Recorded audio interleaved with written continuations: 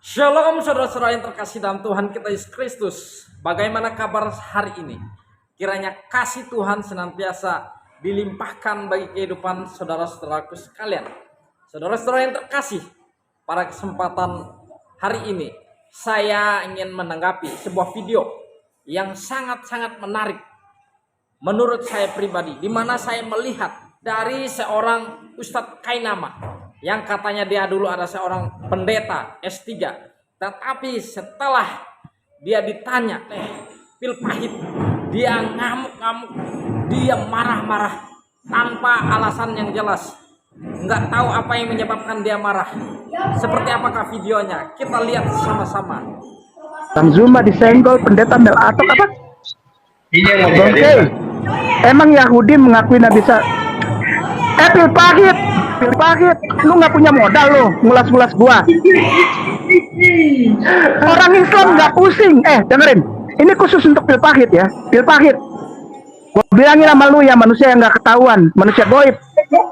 Gua bilangin sama lu, pil pahit, lu manusia goib di Indonesia, nggak ada yang tahu siapa lu. Banci cemen, pakai rok aja lu, pakai rok. Kalau nggak lu pakai topeng Doraemon tuh. Pakai nanya gua, emang diakuin Isa? Pala lu bau menyan. Orang aja nggak tahu lu siapa, pakai nanya. Emang tahu Isa, tahu Muhammad? Lu aja nggak ketahuan, pakai nanya gua lu. Lu aja nggak ketahuan, urus diri lu sendiri. Lu tuh nyari duit dari YouTube dengan mereaksi video gua. Kalau gua nggak naikin video, lu nggak punya modal. Pil pahit, kartu mati lu, katro. Nggak ada ilmu. Pil pahit, lu nggak ada ilmu. Pakai nanya, emang orang Yahudi mengakui Isa Nabi Muhammad? Pala lu mau benyan. Lu dulu kasih tahu siapa lu. Pakai nanya gua, lu pil pahit, banci, nakut. Terus Yahudi mengakui Yesus sebagai Tuhan. Ayo. Kalau Nabi Muhammad itu tidak diludahi. Orang Yahudi boleh sholat di masjid karena dong anggap sapupu. Lah Kristen, pendatang yang tidak jelas. Oke, Bung Ane, jangan lama-lama lah. Sudah jelas ya. Teman-teman lihat, Bangkai langsung kerasukan. Gantinya menjawab pertanyaan, Bangkai malah kerasukan tidak jelas dan menyerang pribadi. Bukannya argumen saya yang dia sanggah, malah pribadi saya yang dia serang. Bangkai mengadukan Kristen dengan Yahudi.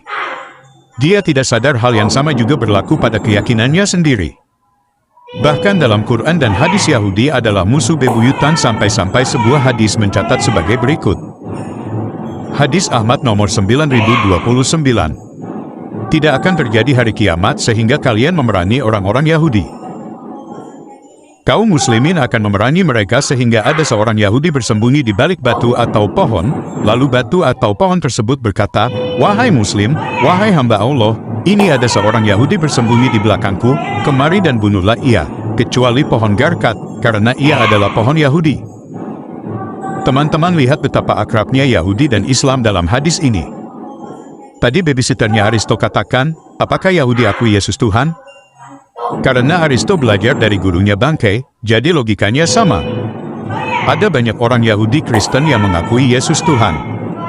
Tadi Aristo bilang, orang Yahudi boleh sholat di masjid karena mereka anggap Muslim sepupu. Ini menjadi menarik, karena faktanya Muslim boleh sholat di gereja. Dan anehnya Kristen tidak boleh berdoa dalam masjid. Teman-teman lihat dalam gambar berita berikut. Orang Kristen membuka pintu rumah ibadahnya untuk Muslim, sementara Muslim tidak izinkan orang Kristen berdoa dalam masjid. Kira-kira mana yang lebih rahmatan lil alamin? Kita lanjut ke statement berikutnya yang membuat saya bertanya lagi kepada Bangkai. Asal usul Yesus adalah ketika Allah menghamili Maria. Ada sekali ini. Kenapa Tuhan menghamili orang? Oke.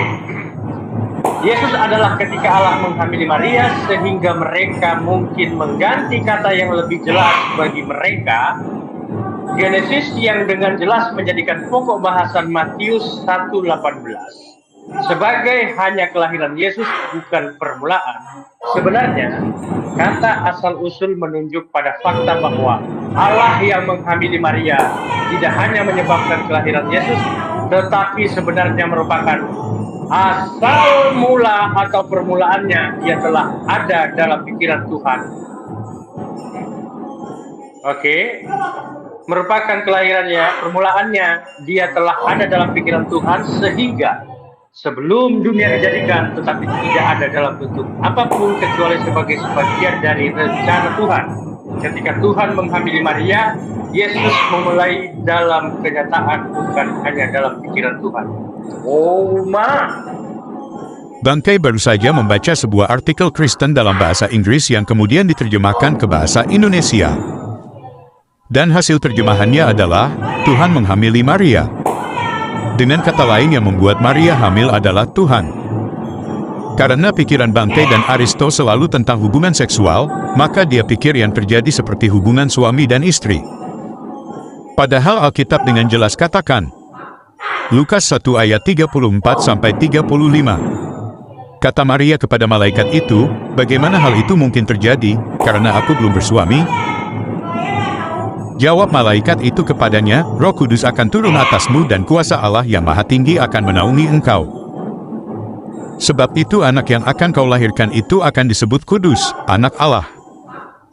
Jadi tidak ada hubungan biologis di sana. Oleh karena itu, dengan standar yang sama saya tanyakan kepada Bangkai.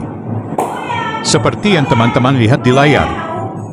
Dalam Quran, siapa yang membuat Maryam hamil Bangkai? Sampai pada akhir video Bangkai tidak berani jawab. Karena kalau dia jawab, itu akan menampau dirinya sendiri. Dalam Alkitab Roh Kudus turun atas Maria sehingga Maria mengandung. Dalam Quran Roh ditiupkan Allah SWT ke dalam tubuh Maryam. Entah bagian tubuh yang mana, kita tidak tahu. Saat ini bukan itu fokus pembahasan kita.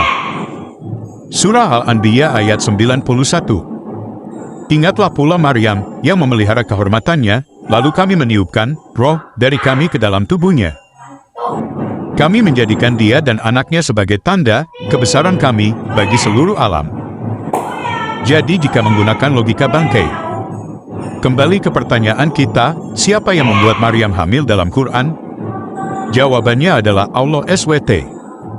Lalu apa bedanya dengan Maria dalam Alkitab? Inilah jadinya kalau kita berhadapan dengan orang yang standar ganda. Oke teman-teman, demikian tanggapan kita terhadap pernyataan Bangkai dan babysitternya Aristo. Terima kasih untuk dukungan teman-teman. Tuhan Yesus memberkati. Sekali lagi nama saya Kainama, saya biasa dipanggil Kay. Yo, yo, yo, bro, pill in the house. Yo, yo. Nah teman-teman sudah melihat sendiri bagaimana ketika ditanya hal yang simpel, apakah Yahudi mengakui Isa atau Nabi Muhammad? Simpel sekali pertanyaannya yang diajukan oleh Pil Pahit. Tetapi bukan malah menjawab, dia malah menyerang pribadi dari Pil Pahit.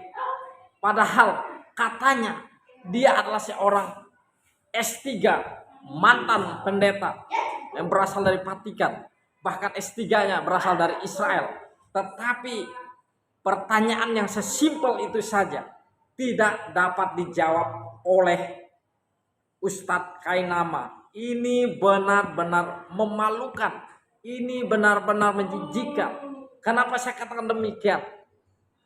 Seharusnya dia menjawab dengan lugas, bukan malah menghina, mencaci maki, mengolok-olok. Itu menunjukkan bahwa kualitas para mualaf-mualaf yang katanya mantan-mantan pendeta, tetapi setelah ditanya tentang keyakinannya sekarang, tidak dapat menjawab dengan mereka sama sekali tidak dapat mempertanggungjawabkan iman mereka, bahkan tidak dapat menjawab pertanyaan yang diajukan oleh Pil Pahit. Nah, berbeda dengan orang-orang Islam yang sudah murtad, mereka mempertanggungjawabkan iman mereka, keyakinan mereka bahwa mereka berpindah keyakinan itu karena mereka berjumpa dengan pribadi Yesus Kristus. Nah, demikianlah video yang begitu menarik bagi saya. Dan kita sebagai anak Tuhan siap dijawab, siap bertanya, siap dijawab. Tidak hanya menyindir, mencaci maki. Itu tidak akan pernah keluar dari mulut pengikut Kristus. Tuhan memberkati kita semuanya. Shalom.